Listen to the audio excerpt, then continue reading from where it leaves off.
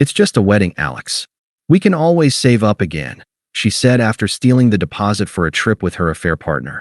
So I canceled the wedding, sold her car, and disappeared. Now she's deep in debt, and I'm traveling the world. Hey viewers, before we move on to the video, please make sure to subscribe to the channel and hit the like button if you want to see more stories like this. Thanks. Hey Reddit, I never thought I'd be posting here, but after everything that's happened, I need to get this off my chest. Maybe it'll help someone else spot the red flags sooner than I did. I'm Alex, 34, and this is the story of how my fiancée Qley, 32, blew up our life together, and how I walked away without looking back. Buckle up, it's a long one, but trust me, the turnaround is worth it. We met 5 years ago at a mutual friend's barbecue. I was the quiet guy in the corner, nursing a beer and talking about my job as an accountant. Qley was the life of the party, laughing loudly and drawing everyone in with her stories. She worked in marketing, always chasing the next big campaign, and I admired her energy. It balanced my more steady, predictable nature. I wasn't flashy, but I was reliable, the guy who shows up, pays bills on time, and plans for the future. From the start, I was all in. I supported her through job changes, late nights, even a bout of anxiety when her company downsized.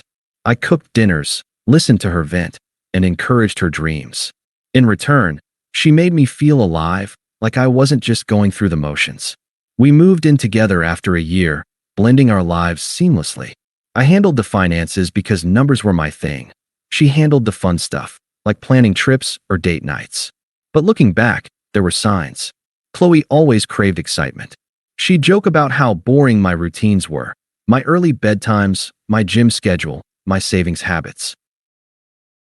Alex, live a little, she'd say with a wink. I laughed it off, thinking it was just her playful side. I sacrificed a lot for us, skipped guys' trips to save money, worked overtime to build our nest egg. Flashback to one night last year. We were curled up on the couch, scrolling through wedding venues online.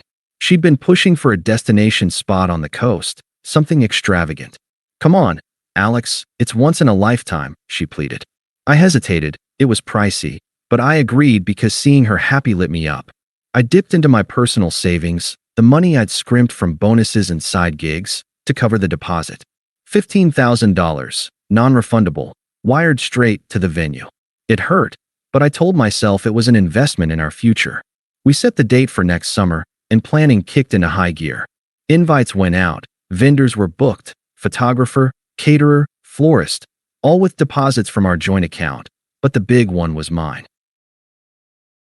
Qley seemed thrilled at first, posting engagement photos on social media with captions like, "Can't wait to marry my rock."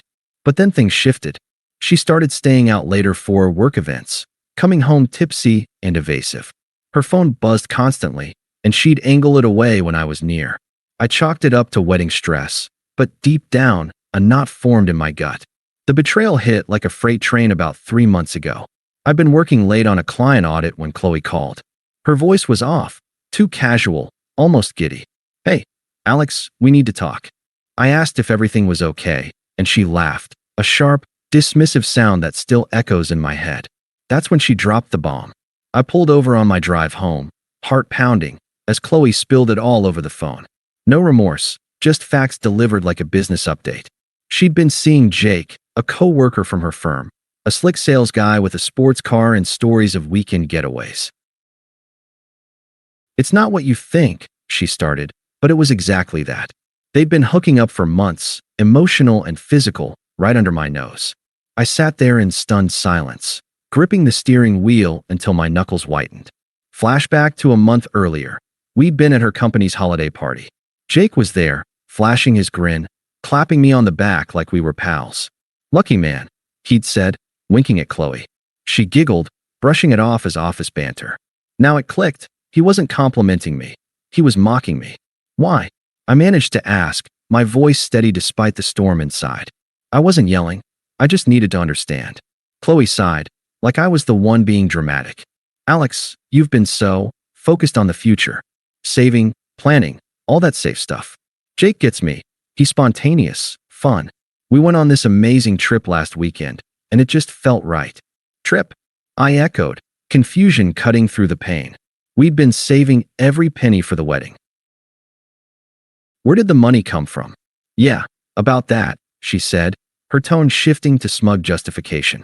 I used the venue deposit. It's non-refundable anyway, right? But Jake had this idea for a quick getaway to that island resort we've talked about. It was magical, beaches, cocktails, no worries. Come on, Alex, it's just a wedding. We can always save up again. It's not like it was a house or something permanent. Her words landed like punches. That deposit was my savings. Years of overtime, skipped vacations, careful budgeting. I trusted her with access to the account because we were building a life together. And she blew it on a fling? For him? The entitlement in her voice, the way she twisted it like it was no big deal, made my blood boil. But I didn't explode. I took a breath, letting the unfairness sink in. You're serious, I said flatly. Totally, she replied, almost cheerful. Look, I've outgrown this. You deserve someone who matches your stability. Jake challenges me, makes me feel alive. We've been talking about moving in together. This is for the best. Her excuses poured out. How I was too predictable. How our life felt like a routine. How Jake understood her ambitions in ways I never could. It was all twisted logic, blaming me for her betrayal, painting herself as the victim of boredom.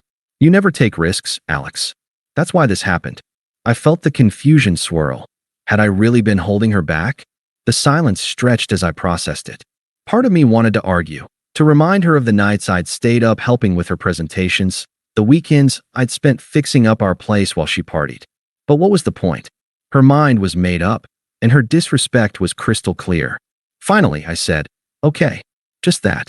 No begging, no tears. I hung up and drove home in a daze, the world blurring around me. That night, alone in our apartment, I sat with the betrayal. The confusion gnawed at me. How could someone I'd given everything to discard it so casually? Flashback to our engagement. I'd proposed on a quiet hike, nothing extravagant, but sincere. She'd cried happy tears, promising forever. Now it was dust. I didn't sleep. Instead, I stared at the ceiling, letting the unfairness wash over me. It wasn't just the money. It was the humiliation, the emotional abandonment. She'd made me feel like a backup plan, disposable. By morning, the fog lifted. I wasn't going to fight for someone who saw me as boring. Dignity kicked in. I started planning my exit. Qley showed up the next evening, bags in hand, like she was collecting her things for a temporary stay. She breezed in, acting like we were discussing weekend plans, not the end of our engagement. I was at the kitchen table, laptop open, already emailing vendors about cancellations. She dropped her purse on the counter and leaned against it, crossing her arms. So, about last night, she started, her voice light, but edged with that smug tone. I figured you'd want to talk it out. Jake's waiting in the car, but I can spare a few minutes. I looked up, keeping my expression neutral. There's nothing to talk about, Qley. You made your choice. She rolled her eyes, like I was overreacting. Come on, Alex. Don't be like that. It's not like I planned this. Jake just happened. He's exciting, you know? We clicked during that team-building retreat. You were always working late anyway. Exciting enough to steal from our future? I asked calmly, not raising my voice. She waved it off. Steal? Dramatic much? It was our money. Well, mostly yours, but we're a team, right? And like I said, it's just a wedding. We can postpone, save up again. Maybe do something smaller. Jake thinks eloping is romantic. Her hypocrisy hit hard, twisting our shared dreams into excuses for her selfishness. You used my savings for a trip with him. Non-refundable. And now you're justifying it. God, Alex, grow up, she snapped, her dismissiveness turning sharp. Life isn't all about spreadsheets and safety nets. I needed a break from your routine. Jake gets that. He swept me off to paradise, no questions asked. You could have done that, but no, you're too cautious. That's why I chose him. You'll find some boring girl who likes couponing or whatever.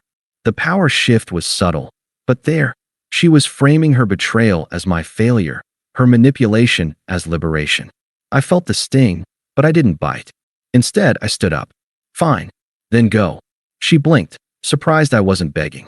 What, that's it? No fighting for me. Pathetic. I don't fight for people who don't value me. I said evenly. Get your stuff? I'll handle the rest. She huffed, grabbing clothes from the bedroom. You'll regret this.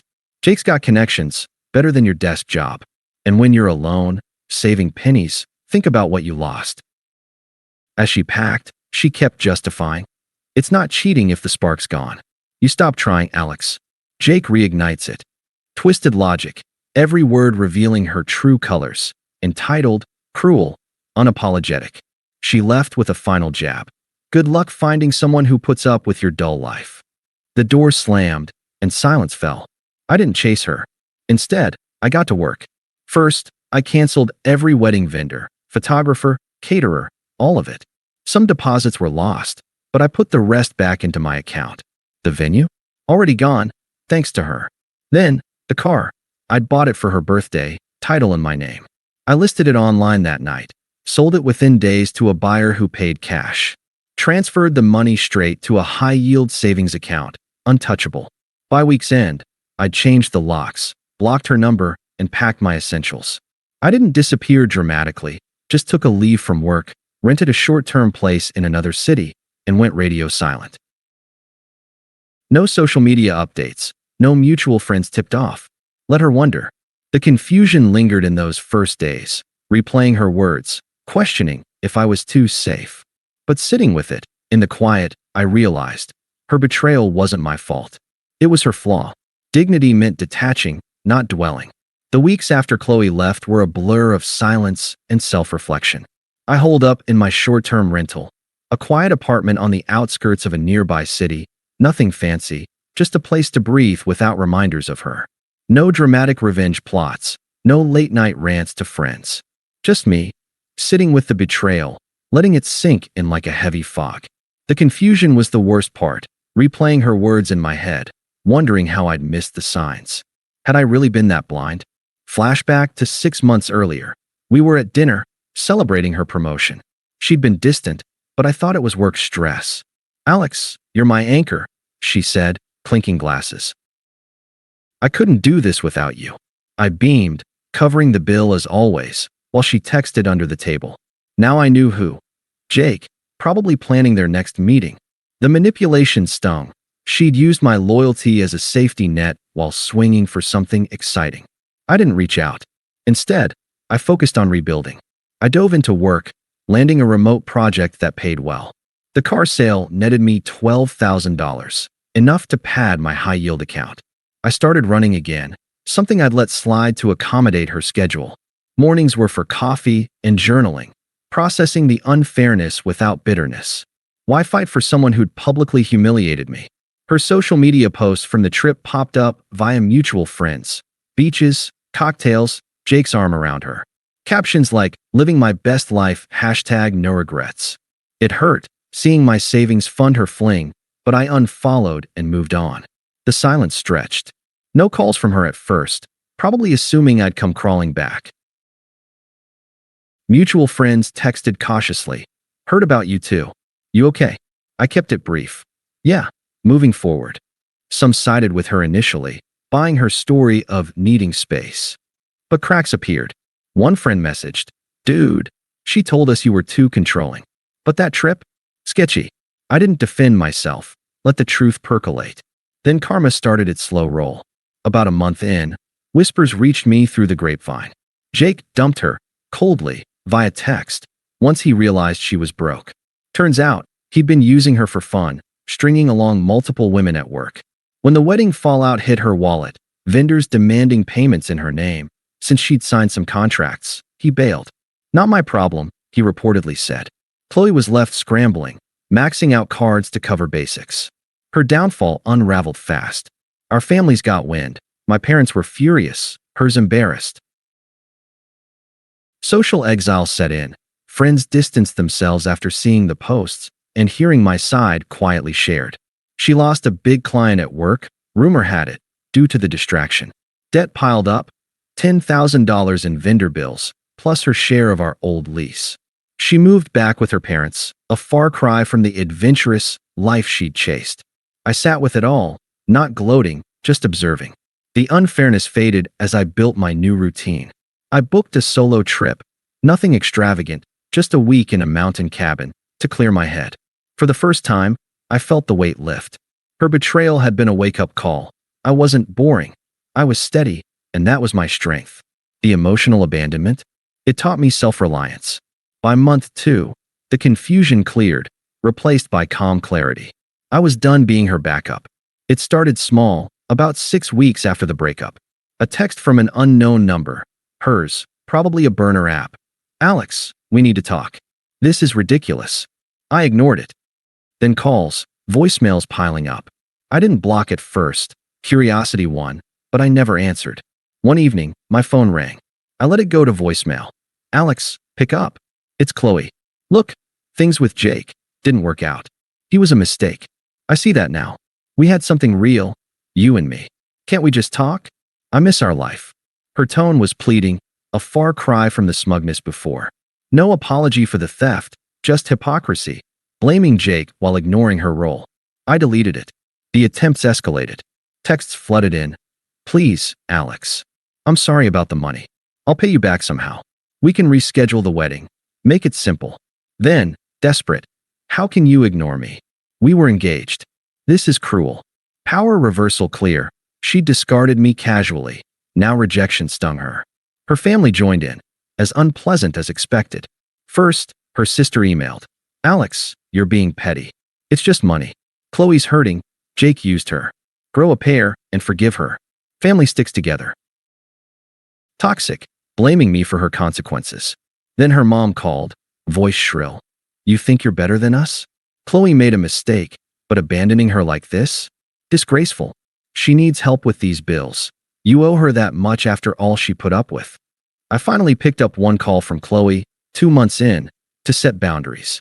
She sounded frantic. "Alex, thank God. I've been trying." "Qley," I cut in calmly. "What do you want?" A pause, then tears. "I want us back. Jake dumped me when the debt hit. I'm drowning here, vendors calling, friends ghosting. Even mom's mad. I realize now, you were the stable one. We can fix this.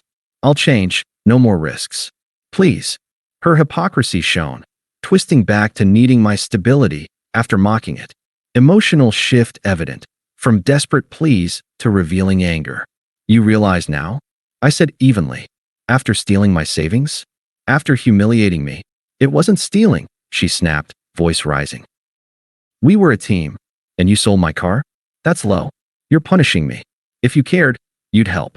"I don't," I replied firmly. "That chapter's closed." She exploded. "You'll regret this, Alex. You're nothing without me. Boring, alone. I'll tell everyone how heartless you are." True colors out. Anger after rejection failed. I hung up, blocked her everywhere. Her friends tried once, a group text, accusatory. "Dude, she's broke because of you. Man up." I left the chat. The desperation peaked, but I stayed detached. My life was moving forward. Hers was unraveling, and that was on her. The resolution came unexpectedly, at a mutual friend's wedding 4 months later.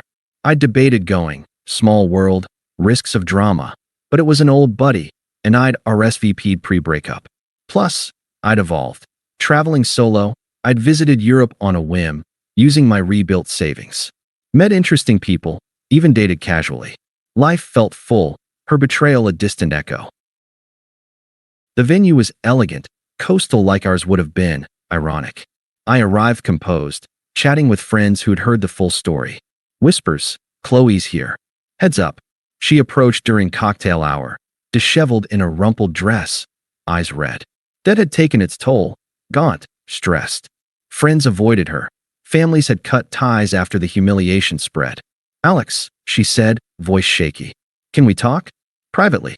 I nodded once, stepping aside. No scene, dignity first. Up close, desperation poured out. "Please. I'm in deep, $20,000 in debt now, collections calling. Jake's gone, work's suffering. I see what I lost. You were good to me. We can start over. I'll pay everything back. Just give me a chance." Her pleas escalated, hypocritical as ever. "You owe me this. After all we built." I looked at her calmly, the power flip complete. She was desperate, I was thriving. "Qley," I said firmly, "remember your words. It's just a wedding. We can always save up again." Turns out, it was just you, disposable in my life now. She flinched. That's not fair. I was wrong. I'm sorry. No need. I interrupted, detached. I've built something better. Traveling the world, new projects, real connections. You're irrelevant to that. The debt? Your choices. Handle it. Tears welled. How can you be so cold? I thought you loved me. I did, I replied evenly. But that's past. I've moved on, completely. You're a lesson, not a regret. She stared, realizing the reversal. Me, upgraded, at a wedding while she begged. Friends watched, her failure on display against my growth. Goodbye, Qley. I walked away, rejoining the party. She left early, alone. That night, I toasted with friends, to new beginnings. She's blocked, forgotten. I'm free, traveling, her karma, my justice. Thanks for watching. Make sure to subscribe to the channel and hit the like button. What do you think about this story? Share it in the comments.